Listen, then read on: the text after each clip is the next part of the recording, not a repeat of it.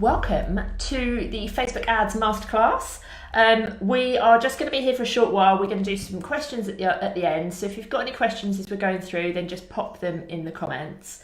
We're going to be talking today about Facebook ads and how you can make the most of your budget, some of the things that you should do and shouldn't do so you can save money in the future. Let us know in the comments if you are already using Facebook ads or if you've used them in the past, just so we can see the sort of thing that you are doing. So, quick introduction. As we said, we are the Lauras. Both of us called Laura. We share an email address, so it's very easy to have the same name, but it does confuse some people. But you can call me Laura One. That's fine. We are the founders of the Hub for Social Media Managers. We are certified Facebook ad strategists. We manage Facebook ads for clients, and we also teach people how to use Facebook ads. So we've taught well over 300 businesses how to advertise on Facebook and Instagram, and we're just going to delve into a little bit of that today. If you want to come and find us afterwards, you can find us. We mainly hang out on Instagram these days, and you can just look for us either _Laura Davis or _Laura Moore, and just come and say hi and ask us any questions. So, if you can hear the banging in the background, by the way, that is my husband, so I apologise for that. He was under strict instructions to be quiet. Clearly, he has ignored that instruction. So, before we get into it, why should you use Facebook ads? And if you are already using them, you probably already know the pros and cons. But if you've never delved into them, we're just going to give you a couple of statistics that might blow your mind a little bit. First of all, 71% of adults in the UK can be reached with Facebook ads, which is a massive proportion of people. So it's like nearly 3/4 of the UK adult population can be reached with an ad that you just show on an app, which is pretty amazing, really. So if you're trying to target people in the UK, Facebook ads are a really good way to do that. And people haven't become immune to ads yet on social media. Like when we're watching TV, we might put the TV on mute if the ads come on and go and make a cup of tea. It doesn't work quite the same on Facebook. Women still click on an average of 10 ads a month. For men, it's around 8. It's probably slightly lower because they probably spend a little bit less time on Facebook than what we do. So people are still very much clicking on ads rather than scrolling by, obviously, if those ads are catching their attention. So they definitely still work. But people scroll on average 300 feet a day on their mobile. So you do need to put the work in to make sure that your ads work. And a little bit later, Laura will be talking about how you can make your ads appeal to people so that they stop scrolling. And you can catch them in that 300 feet scroll so they can take action on your ads. A lot of people, when they are talking about Facebook ads, are actually talking about boosting a post. That's not what we're going to talk about today. We're talking about using Ads Manager to create ads, and that is the best place to be making Facebook and Instagram ads, because you will get much more bang for your buck if you create ads in Ads Manager. You'll see much better data, you can create better audiences, you can do retargeting. There's loads of different things that you could do in Ads Manager that you can't do when you're just boosting a post. So if you're serious about getting your products and services in front of people, and you want to spend money on marketing, you definitely need to think about using Ads Manager rather than just boosting a random post here and there and hoping for the best. And a quick news flash that some of you may not realise is that Facebook and Instagram ads are actually the same thing. So whereas you can boost a post on Facebook and you can promote a post on Instagram, if you use Ads Manager, you can actually use your budget to show ads on Facebook and Instagram without spending any more money. And you can also show them in Messenger, in the Audience Network, and tons of other places. So whilst we're referring to them as Facebook ads, they're actually Facebook and Instagram ads, which obviously confuses some people. But just to let you know that if you know how to use Facebook ads, then you already know how to use Instagram ads, because the two things are very much the same. So before you spend any money on Facebook ads, there are a few things that you need to do in order to make sure that you will get the best results from your ads. And these are things that you want to do before you even head into Ads Manager and start building out your ads. The first thing is that you need to make sure that your website works really well. It needs to be mobile optimized, because most people who are clicking through from a Facebook ad over to your website will be on mobile. It needs to load really quickly, and it needs to be doing the job organically, because if it's not already working organically, putting some money on a Facebook ad isn't going to make it work. So you need to make sure that you're getting results from it already. Make sure it's mobile optimized, make sure it loads really, really quickly, because people are really time poor when they're on social media. You know what it's like, we're scrolling through, we might see an ad, we might go and click on it, but below that ad, or maybe above that ad, we saw a post from a friend that is distracting us, or perhaps our kids are yelling at us because they want a snack, and we're really time poor. So if we click on an ad and it doesn't load really quickly, we're not going to wait for that to happen. So your website is really key in making sure that your Facebook ads work. And part of that is having a Facebook pixel on it. And I'll explain what the Facebook pixel is in a second, but you need to make sure that you've got the pixel on your website so that it will track people, so you can then do the next stage of this triangle, if you like. So the third thing you need to do before you start spending money is make sure that you've got systems set up so you can follow up with people and you can retarget them. So if you are doing lead generation, those systems might be that you have got an email nurture sequence in place. It might be, if you're using Messenger, that there's somebody there ready to respond to people really quickly. It might be, if you are an e-com business, that you are following up with retargeting ads if people add something to their cart but they don't end up going through with the purchase. So you want to make sure you've got all those systems in place before you spend any money, because Facebook ads work really quickly, and if you are getting people onto your website, they're being tracked by the Facebook pixel, but they're not actually buying. You want to make sure that you can then get them to come back to you somehow and nurture those people. So the Facebook pixel is key, as I've just said, and you want to make sure you've got this set up on your website. And if you don't already have this, your key takeaway from today should be to go and get this on your website straight away. Now, the Facebook pixel is a small piece of code that is unique to your own ad account. Everyone who has an ad account has their own unique pixel code. And what it does is it sits on your website and it tracks everyone who lands on your website if they're logged into Facebook in the background. So maybe they've got the app open, or maybe they're on desktop and they've got it open in another window. And these days, most people don't ever bother to close their apps and they never log out of Facebook. So as long as they're logged in, then they will be tracked when they land on your website. So that means that if you are spending money on Facebook ads, you can track your campaigns, because you can see who's clicked on that ad and then landed on your website, and it will track them so you can see that that's happened. It will also track data from anyone else who's landed on the website, which means that you will then be able to retarget them. So you can retarget your warmest leads using different types of audiences. And then when you've done that and you've got all of that data, you can use that data from your pixel to find more of your ideal clients. So the pixel is really important, and if you don't already have one, make sure you get that done ASAP. Little word of warning with your pixel, just remember that you have your own unique pixel ID, which is associated with your ad account. So if you're asking a web developer to put the pixel on your website and they say they've done it, but they've never asked for your pixel ID, it's likely that they've put the wrong ID on there. So make sure that they know which ID it is that you need.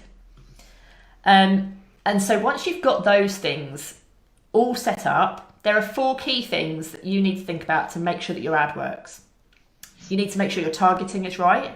You need to make sure you're using a scroll stopping image, that your headline and your copy is really, really good, and that you've got the right budget. Okay, so those are the things we're going to cover now. But if you've got any questions as we're going through, obviously let us know in the comments and we can then come back to them. I can see there's a question there from Ryan about how to set up the Facebook pixel properly. That's quite an in-depth question. You just need somebody who knows how to put code on your website. So the next thing to think about then is the targeting. And this is the thing that people tend to get confused with. So when you're creating Facebook ads, there are 3 different types of audiences that you can use, and most people will already know that you can create an interest-based audience. So you can decide on how old the people are, maybe where they live, maybe you could think about some interests. So for instance, if you were maybe a wedding venue, you might be targeting women who've just got engaged, who live in your local area, who are interested in weddings. So that's your basic interest-based audience that most people know how to build. That is a cold audience, okay? That's an audience of people who don't know you, they've never had any interaction with your business, and you're just going out cold to them.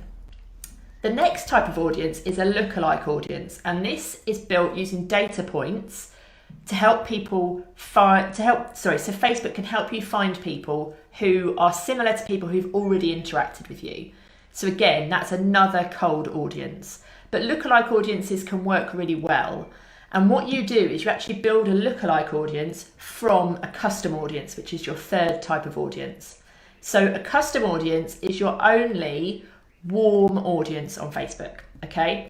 And a warm audience is somebody who's already engaged with you or your business. It might be that they are on your email list, they may have engaged with you on Facebook or Instagram, they may have been on your website, they may have bought from you. Any way that they've interacted with you digitally means that they're a warm audience, and you can then build a custom audience of them. And you can then retarget those people. If they've been to your website, they might fall into a custom audience, but you can also use a custom audience to create a lookalike audience. So if you've got a custom audience of people who've bought from you before, you might want to build a lookalike audience of those people, so you can find more people who are very similar to those people who might be likely to buy from you.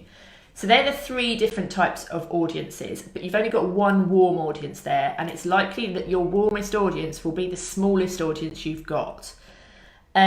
So Jemima's just said, is it possible to target by job title? Yes, some job titles. It depends what it is. You'd have to look. But yeah, you can look in Ads Manager and see whether or not that particular job title that you're after is available. So those are the three audiences that you need to think about. And it's really important that you think about those three audiences when you're building out your ads, and think about who specifically you're targeting. Because no matter what you do, if you've created the best ad in the world and followed all of the instructions that Laura's going to talk about in a second, if you've got your targeting wrong and you're showing that amazing ad to the wrong people, it will not work. So your targeting is really key, and you need to think really, really in depth about who you want to target and how best you can do that. So make sure that you know who your audience is, you know maybe their demographics, the things that they're interested in, but you also know the people maybe that they follow on Instagram, on Facebook, the websites that they visit, and all of those sorts of things, so you can get a really in-depth analysis of them. And then think about what custom audiences you've got, so you can create lookalikes of those as well. So as Laura mentioned right at the start, we scroll 300 feet a day on our social media, which is quite phenomenal, really, quite worrying, I suppose, in the same vein, which we as consumers of social media are shown a phenomenal amount of content. So when you're trying to market your business, you need to find ways in which you can grab the attention of those social media users. So just to give you an example of an ad of one of mine, and you can see here that by the number one that we are initially going to have our attention drawn by the image. In this case, it was a video. That is where our brain will register first. So there's a lot of people who will spend a lot of time on our copy, and then they'll let the side down when it comes to the image. The image is what is going to stop someone from scrolling, and that is your the hardest part, really, is to grab someone's attention. So it's really important that you think of ways in which you can use the imagery or videos to grab someone's attention.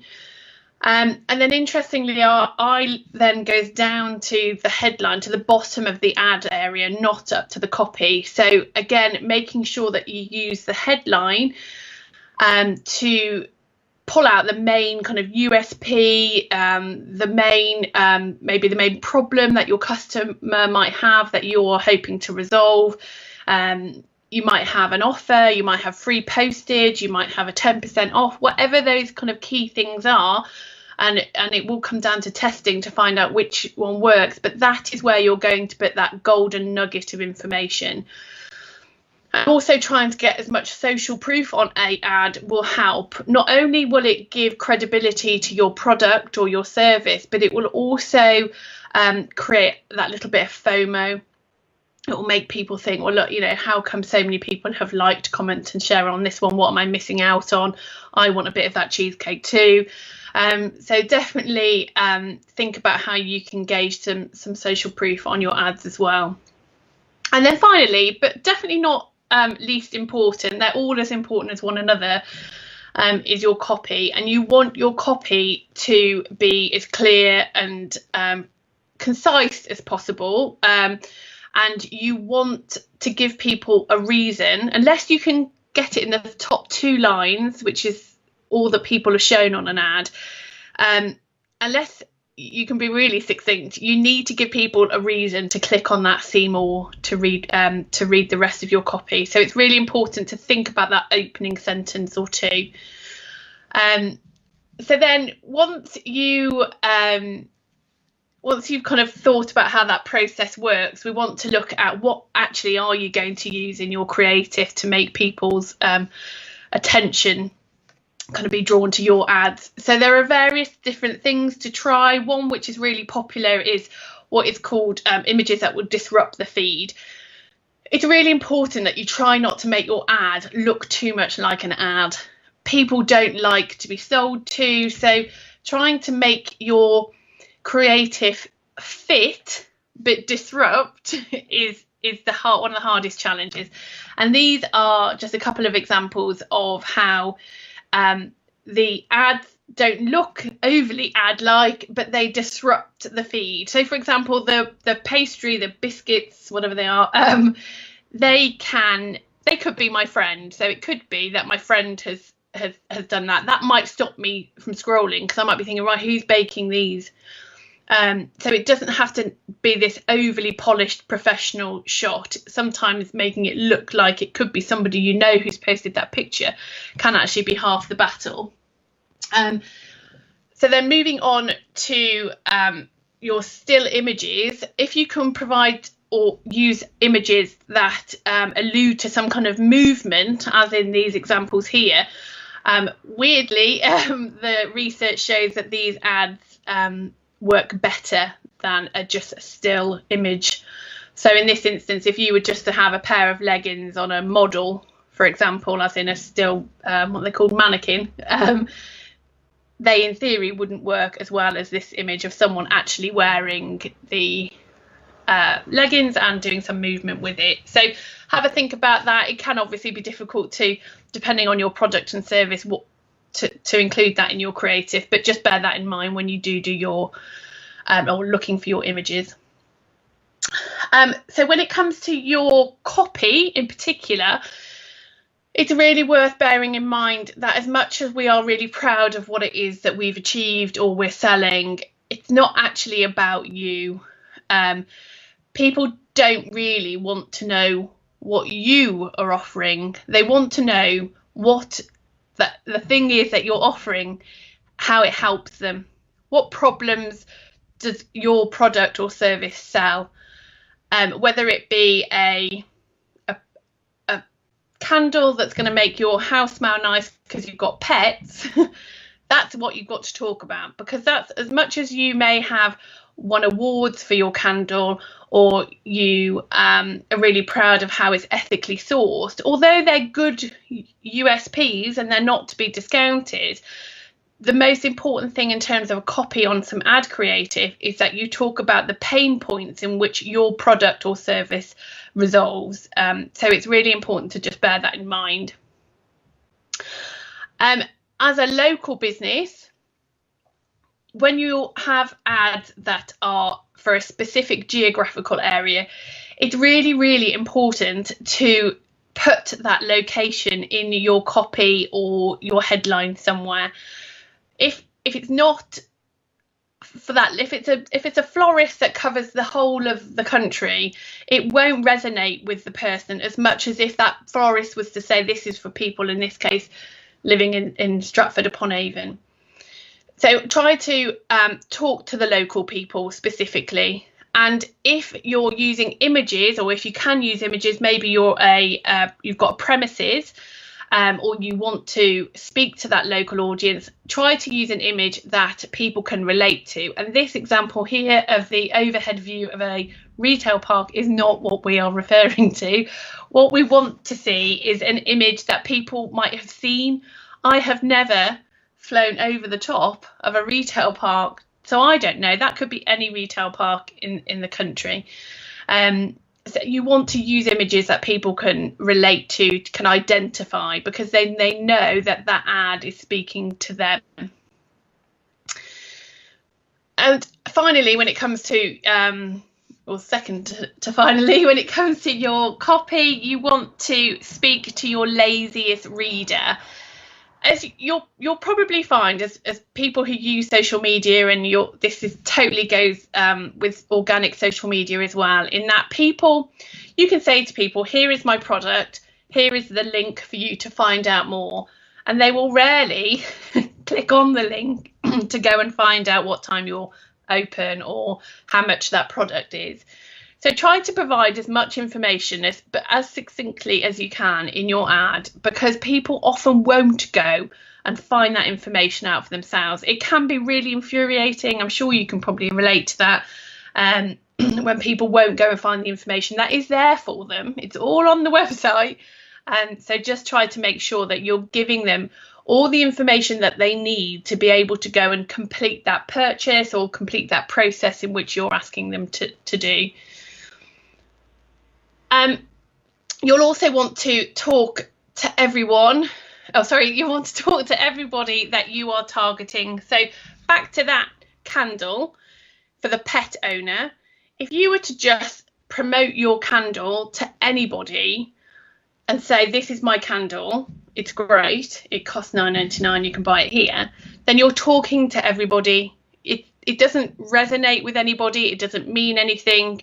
Whereas if you were to straight away have a picture of a candle and maybe a dog, not quite sure on the combination, but talk in the copy very specifically about it being for pet owners, you are speaking directly to your audience. Okay, so it's really key to follow that niche that product is for, which you might think initially, oh, well, I want to speak to everybody because that's more people who might see my ad and therefore more people might buy it. When it comes to Facebook and Instagram advertising, it's really, really clear to speak to exactly who you want to buy that product, because the product solves the problem for that group of people. So moving on to budget, and this is a question we get asked a lot. The biggest thing you need to bear in mind is how you need to be realistic. You could put £1 a day behind a Facebook ad, and there's nothing stopping you doing that. But realistically, do you think you'll be able to sell your product on £1 a day? Weirdly, the more money you spend on Facebook ads, the easier it is. It's easier to test. It's easier to find what audiences and what creative is going to get you the best results for the littlest amount of money. So it's really important to try to be as realistic as you can. Ideally, we say that you want to be looking to spend about £10 a day, if not more. If you've only got £50 to spend, you are better, in theory, running an ad at £10 a day for 5 days than you would be to run an ad for £5 a day for 10 days. Because when you're spending £10 a day, you're giving Facebook enough money to go and find the people to do what it's got to do. And anything less than that can make it quite a challenge for Facebook. So you're never going to see your true results, and you're never going to see your best results. And it's also worth bearing in mind that if you have a high ticket item, so for example, if you were selling a £500 table, it's unlikely that you would be able to sell that £500 table for £10 a day. So therefore, if you are only spending £10 a day, you are unlikely to get one sale a day, if that makes sense. So you want to be realistic as well to that consideration period. So people will maybe see your ad, they'll go away and they'll have a look on your website. they'll go and maybe measure up. They might have to go and speak to their wife or husband about whether they can fit it in, afford it, what have you. So the consideration period of a higher ticket item is quite big. So you'll want to be able to include some retargeting and show an ad to people who have looked at the product on your website. And obviously that will include you or need you to spend more money. So try to be as realistic as possible, but as a minimum, you want to be looking at £10 a day. And on that note, patience is absolutely key when it comes to Facebook. It's one of the hardest things about doing what we do is that we often just have to sit on our hands and wait to see what happens. When you first turn on a Facebook ads campaign, it can be between 4 to 7 days till you can actually see what results you're going to get. Because Facebook have got to go and find these people that you've targeted, and they've got to start to test to see which of your creative and your audiences are working better. So it's as much as you might after 24, 48 hours think, oh, I'm going to turn it off, they're not working. And then in a few days later you go, oh, you know what, I'm going to give it another go. And you put them on for a couple more days and then turn them off again. You are so much better to just try and hold your nerve and sit on your hands and see what happens and start to see what results you can get. Now, I know, we don't all have money to chuck at Facebook and far from it. But it's sometimes people will say, well, look, I'm going to give my local paper £500 and I'm going to see what happens. And it's kind of the same, but a lot cheaper, and you've got a lot more control over that. You need to be able to chuck a bit of money at it and just see what happens and see what gets delivered and see what uptake you get from it and learn from that. So finally, that will come on to our testing. When it comes to spending your money, you want to find out. So if you had the same analogy of putting money in advertising in a newspaper, you might have in your local town 2 or 3 newspapers. So you might put money or an advert in each of those newspapers. You're testing, you're going to see which of those newspapers, assuming you ask people when they pick up the phone where they heard about you, you're testing which of those newspapers is giving you the results on your money. Now, it's exactly the same when it comes to Facebook ads, apart from you have so much more control over it. So you can test lots of different audiences, and those in which Laura's already mentioned. You can test to see whether an interest-based audience works better than a lookalike audience. You can test to see whether a video works better. And what I mean by works better is makes you the result, or gives you the result that you're looking for. So, for example, a purchase for the lowest cost. So you can see one audience might get you a sale, but it's cost you £5 to sell that candle. But another audience, another creative, you may have got a sale and it's only cost you £1. So you know that is your better performing ad or audience. So you can kind of turn off the other one and start kind of optimizing and working on those winning results to get hopefully even better results.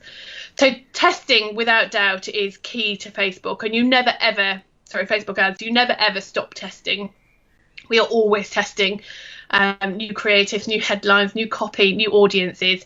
And it's part of the joy of it for us, but obviously sometimes it can be the frustration for some people.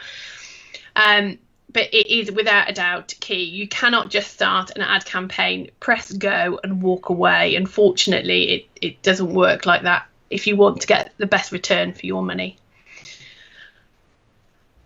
Okay, and then finally, we've popped, there's always a lot of lingo and jargon talk when it comes to Facebook ads, and we appreciate that sometimes can be the hardest part of deciphering what we're talking about. So if any of these terms are that we've used today, like customer audiences, lookalikes, for example, are going to go in one ear and out the other, you're very much welcome to head to this link and to download the Jargon Buster. It's obviously completely free, and you can just keep in your drawer on your desk for when you don't understand what something means. And that's it. So we're good for questions. Yeah, has anyone got any questions? I'm just trying to scroll through. David, what about at the other end of the scale with low ticket items?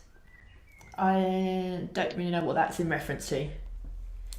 So on a low, I think it was in reference to where I was saying about consideration period on a high ticket item. Yeah, on a low ticket item, so what we would class as low ticket is under 50 quid ish. If I had a low ticket item, in theory, people could see that product and go and buy it straight away. But I still think it's important to have retargeting, because despite the fact there might be a £40 jumper that I've seen on a Facebook ad and I want to go and buy, and in theory would just go and buy it, the kids will distract me, the kettle will boil, my phone will ring, I'll get a notification somewhere and I'll be distracted. And that's not to say that I didn't want to buy that, I just got distracted. So retargeting campaigns are always useful, regardless of how much the price point is, if that helps. So it's not always just about consideration period, it's also about that user journey, really, and you'll know yourself how easy it is to be, to get distracted.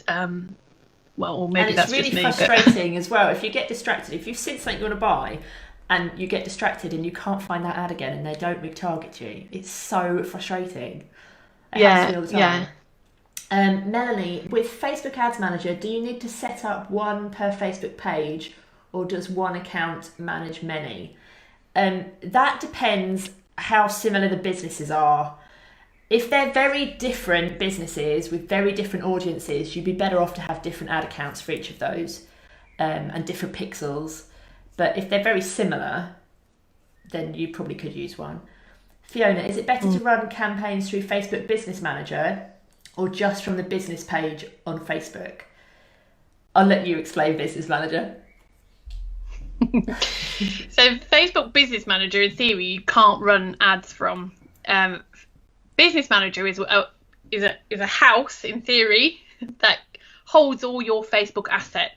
So within Facebook Business Manager, you have Ads Manager, you have your Facebook page, you have your pixel, you have your catalogue if you're e-com. You have all these things that are housed and kind of kept and linked together via Facebook Business Manager. But without doubt, the best place to run Facebook ads is Ads Manager, which you can find within Business Manager if you have Business Manager, because you don't need Business Manager, it's very complicated. But yeah, you want to use Ads Manager, which is obviously linked to your business page. Yeah, rather than boosting a post. Hopefully that helps with that one. Anyone else got any other questions? See if any other come in. The link for the Jargon Buster is jointhehub.co.uk/Cambridge. It is in the comments. Yeah, if you want to go and download that, then do feel free. And if you want to ask us any more questions, then obviously you can either go via the website or come and find us on Instagram. Ryan has just said, would you have an idea about the percentage of ads that are placed on Facebook Messenger? I include that on my ads. Do you mean the proportion of your ads? What proportion of your ads are shown on Facebook Messenger? The way Facebook works is that you basically say to Facebook, when you've built your campaign and you turn it on, you're saying, right, I want you to do this, i.e. create a purchase conversion. I want you to send your ads to this, and I want you to show these ads to the people that I've chosen, and you can choose the platforms in which you send those ads to. So you can choose, if you want to, what would be probably pretty bad advice, but you could choose, for example, to only send your ads to Instagram. But generally speaking, we would advise putting your ads out to all the different placements that Facebook covers, which are lengthy, and let Facebook find your people. Facebook's kind of AI is without doubt phenomenal in terms of finding your people. Everybody's people will be in different places. And also they react to ads differently in different places, won't they? Like, I never ever click an ad on Instagram, but I'm a proper ad clicker on Facebook. Yeah, and I would never ever click on an ad in Messenger. and I would click on an ad on Facebook and Instagram and Instagram stories. So your ads and how your ads are shown is determined by the kind of intelligence that Facebook has, and you can have a look at that. You can go into Ads Manager and you can click on the breakdown and you can see where your ads are being served to, which placements are getting you the best results, and you can obviously learn from that over a period of time. But there's no percentage in which the ads are shown as standard. It will be very different for everybody, for every single campaign, for every single business, and for every single creative. So there's no kind of easy answer for that one. David has just asked, what are all the things under Business Manager? Like, we could be here all day, but just a quick summary. Your business page, the people who can access that page, and your ad account, the people who can access that ad account, catalogue, pixel, Instagram page. Instagram can be linked to it. Your offline events. You do offline events. There's tons. Like everything sits under Business Manager. It really is like a chain. Yeah, it's just the house that looks after, keeps everything together. The family of assets together. Fiona says, a client has a business account. Can I add their page to my own Business Manager account, or can one company page only be attached to one account? Yes, you can request access from your Business Manager account to their assets, but you want to request access. You don't want to add them and claim them. And that is something that often confuses people.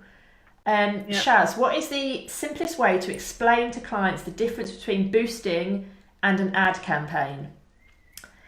The simplest way, I would just say that boosting a post, you don't get any testing when you're boosting posts. That it's not really a marketing strategy. Using Ads Manager, you can test different audiences, you can test different creatives, different copy, so you can see what's working. Whereas if you're just boosting a post, it's just that one post that you're just putting money on to see what happens. So it's not really. Yeah, it's a boosted post. I have always described it to clients as a spray and pray.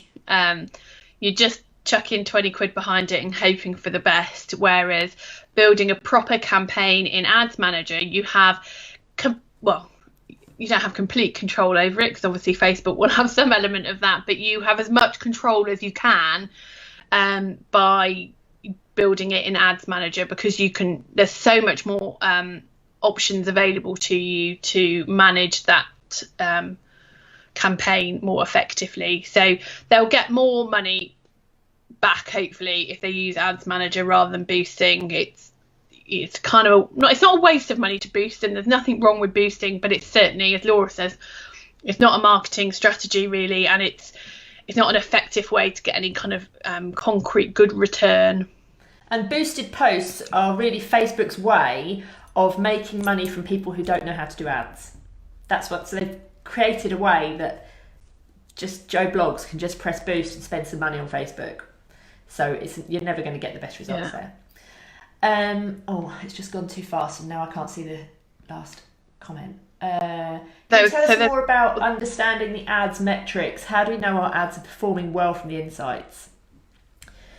That really depends on lots of things. So it depends on what you're trying to achieve from your ads. So you would look at different statistics if you were running maybe an engagement campaign than you would if you were trying to get purchases. So it would always be different. There are some soft stats that you would look at, like click-through rate and costs and things like that. But it really would depend on what you're trying to achieve and with the sort of ad campaigns that you're running. It's hard to be very specific, but I think what's most important really, and that's why testing is key. So if you had two ads running, ad creatives, and one was getting you a cost per click of 50p, and the next one is getting you a cost per click over 20p, that gives you your starting point for your business to know what your kind of benchmarks are. So when you next do a campaign or you add in more creative to that campaign, you can start to see, okay, well, this one's now getting 17p, whereas that one's getting 68p. So you might want to turn the 60, I don't know where I'm getting these numbers from. You could turn the 68p off and focus on those cheaper ones. So over a period of time, you and your business will get to understand what metrics work for you, because you never have two businesses who will get the same results for the same amount of money. It just doesn't work like that, because there are so many factors that go into how effective your ads are. If you're really, really good at organic social media, you will probably see better results from Facebook ads, because Facebook wants you to be doing well at everything. If you don't post on social media, you may see that your ad results are much more expensive. So there aren't any hardcore stats. The best way to find out what metrics work for you is to test lots of different campaigns and creatives and audiences to find what the cheapest options are for you in your business. Ryan's got a question here. He says, I had an issue with the copy and image on some of my previous ads. I noticed that you're unable to modify the image when it's an ad unless you stop the ad itself. Is there a workaround on this, or is it Facebook's restriction? So if you had an ad running, and you should be able to just go in and edit it to change your copy. The best thing you would always want to do, really. Sorry, I was just saying, if it's a boosted post, then you won't be able to do that. Yeah, okay. Yeah, sorry. If it's a post that's on your page that you've put money behind it, you can't edit it without stopping. If it's an ad in your ad manager, you can duplicate it and make amends and make a new creative and run with it. So it depends which of those ones it is. When you do that, just be aware that any changes you make, if you've got any social proof on those posts, if you make any changes, first of all, you're likely to lose all of that. And secondly, you'll then put your ads back into the learning phase. So Facebook will then start learning all of that data again. So it's always advisable not to make too many changes if you can. And if you do need to make changes, you're best off to duplicate it and make changes to the new one so you can see the difference in the stats. I think that is it for the questions. Oh yeah, so it was a post that was boosted. Yeah, so you can't edit it once it's being run as an ad. Cool. It's mainly because the reason they do that is because Facebook as you know, when you put money behind anything, whether it's a boosted post or whether it's an ad, it will go through a review process with Facebook. So Facebook needs to check that they are happy with that ad before they approve it. If you then make an edit, Facebook won't know that therefore that is running on the ad. So you could have all sorts going on. So it is quite difficult to edit from a page post for that reason, to protect the user. Excellent. Okay, well, I hope you all got something out of that. I hope that all was really helpful to you. Like we said, if you need to ask us any more questions, then feel free to do so. You can come and find us on Instagram or find us via the website, and you've got the link in the comments. And yeah, good luck with running your ads. I hope you've enjoyed it.